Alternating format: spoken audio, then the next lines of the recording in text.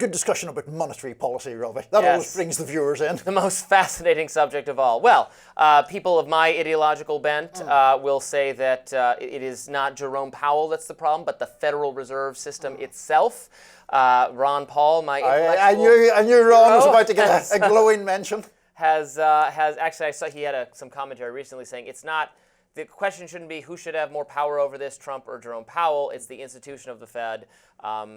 Libertarians of Ron Paul's ilk. And by the way, I should say I'm not an expert on this, and I'm perhaps not the even best articulator of this policy, but would say that the Federal Reserve itself is harming our economic interests, that printing money devalues our currency. That's what causes or leads to or contributes to inflation.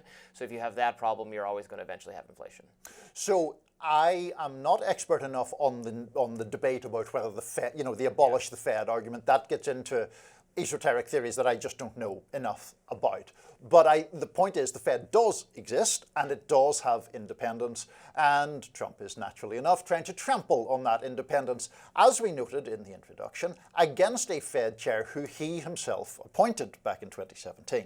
Now, setting aside that argument about the existence or non-existence of the Fed, there is a very, very good reason why it's independent, which is that you don't want monetary policy set according to electoral timetables.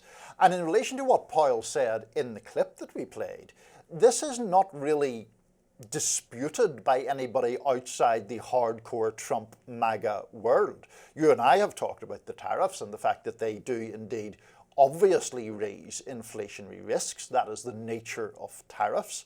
You, I think, would and have made the argument that a tariff is a tax, and when you tax things, you get less of those things, so it is injurious to trade, generally speaking, and therefore has the capacity to slow growth.